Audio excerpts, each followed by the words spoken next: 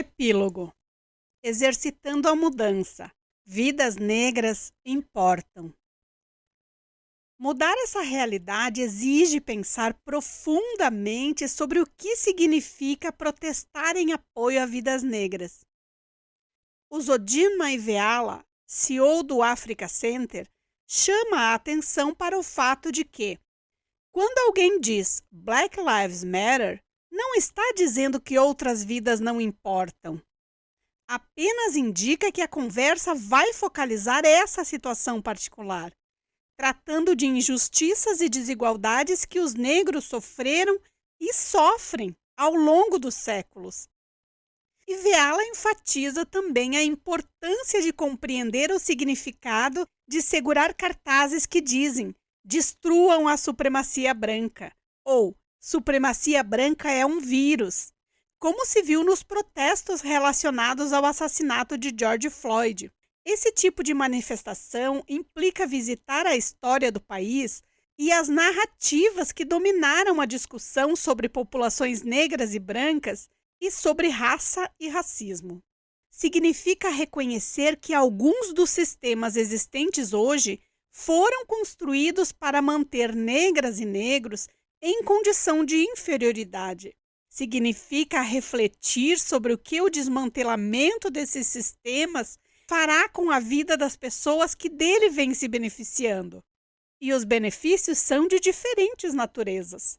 Na pesquisa que realizei para o doutorado, a maioria dos brancos entrevistados reconhecia que pessoas brancas têm mais chances, mais oportunidades sociais e, por essa razão, encontram-se em melhor situação. É uma condição diferenciada do branco pela condição social que ele tem, de poder frequentar uma escola. Numa competição de branco e preto, ele consegue andar mais rápido. Citação de Paulo. A minha cor? Eu sou o rosado. Risos. Olha, ser branco no Brasil, eu diria, é bom. Infelizmente é bom, certo? Risos.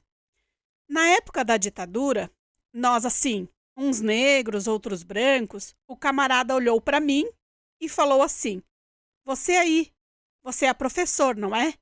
Falei: "Sou." Ele falou: "Vai embora."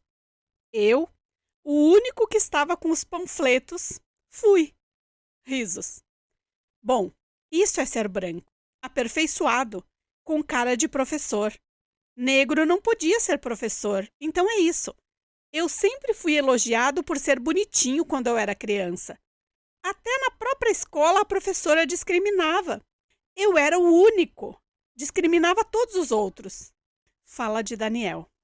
É nesse sentido que desfazer sistemas que durante séculos promoveram o conforto e a segurança de um grupo de pessoas em detrimento de outro não é uma tarefa para realizar da noite para o dia. Nem é uma proposição sem dor, pois envolverá trabalho intenso e duradouro. Giroux nos diz que brancos, em ações antirracistas, têm que aprender a conviver com o significado de sua branquitude, desaprender ideologias e histórias que os ensinaram a colocar o outro em lugar onde os valores morais e éticos não estão em vigência. A destruição de um pacto narcísico não é só individual, mas tem sua âncora em ações coletivas estruturais, envolvendo a responsabilidade social das organizações que precisam se posicionar diante de sua herança concreta e simbólica na história do país. Não podem se omitir dos créditos e das dívidas das gerações passadas, como da escravidão ou dos recorrentes períodos ditatoriais, para não cair num mecanismo de repetição, do qual as gerações futuras só teriam a sofrer. Ao desnudar as relações de dominação, as pessoas podem se tornar mais autoconscientes daquilo que as torna preconceituosas, violentas, propensas a se identificar e apoiar líderes populistas e ou autoritários e antidemocráticos. Perceber os truques das propagandas, fortalecer a autonomia, resistir à desumanização das relações de dominação. Nossa experiência no CERT é a de que, ao inserir o tema da equidade no interior das organizações públicas ou privadas, sempre encontramos lideranças que já vinham sentindo um mal-estar por trabalhar em bolhas brancas, numa sociedade marcada pela diversidade cultural, religiosa, de gêneros, raças, etnias, e querem mudanças. Mas essas instituições têm também chefias que querem a permanência de um sistema que as beneficia, bem como a seus iguais. A tensão é sempre instalada, e o debate, bem como o esforço para a definição de programas de equidade e de ações afirmativas com metas a serem alcançadas, vai acontecendo. Constatamos nos últimos anos em várias organizações não governamentais que trabalham com direitos humanos e meio ambiente, funcionários se organizando em grupos com enfoque étnico-racial, de gênero, de orientação sexual, de pessoas com deficiência. Esses coletivos provocam a organização a avançar na agenda de equidade, localizam e acolhem novos funcionários com perfil diverso daquele que marca a organização, bem como auxiliam na criação de oportunidades de treinamento e mentorias para esses profissionais contratados. Temos realizado o diagnóstico da equidade racial em redes escolares de secretarias municipais de educação e contribuído para a criação de organismos para monitorar as metas dos programas de diversidade, trazendo a perspectiva da equidade racial para a compra de materiais didáticos, a formação de professores e gestores, as relações com as famílias e a comunidade de entorno, o cadastro de fornecedores e prestadores de serviços. Temos observado instituições que criam prêmios e incentivos para lideranças que fazem um bom trabalho nesse campo.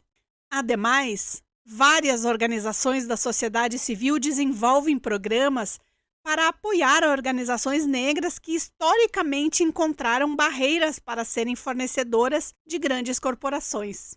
Igualmente, observamos grandes corporações financeiras apoiarem, através de suas fundações e institutos, editais de fortalecimento de lideranças negras, de apoio à juventude negra na universidade, de apoio à apropriação do contexto do universo digital. Notamos também o apoio financeiro a organizações comunitárias multiculturais e de enfrentamento à intolerância religiosa, ao racismo, ao machismo e à homofobia, fortalecendo suas iniciativas.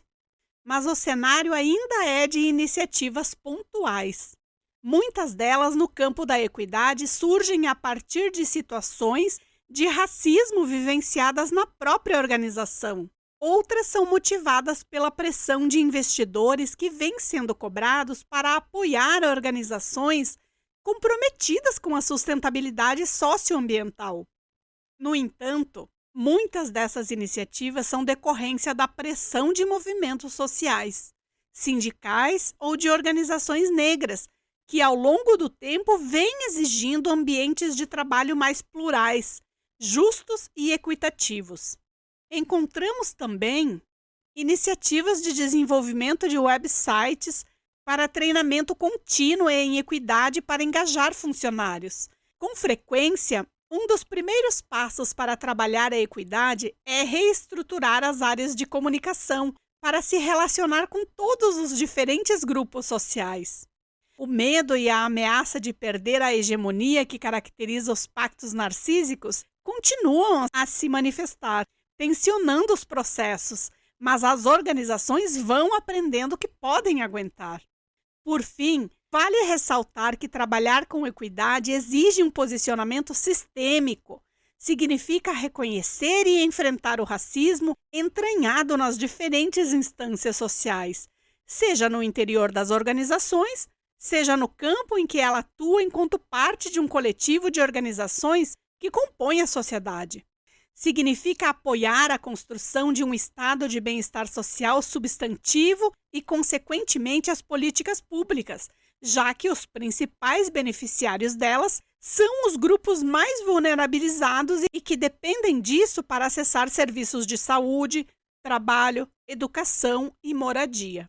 Diz respeito a se posicionar e fortalecer publicamente a retomada dos direitos constitucionais e das redes de proteção conquistadas pelas populações femininas, negras, quilombolas e indígenas.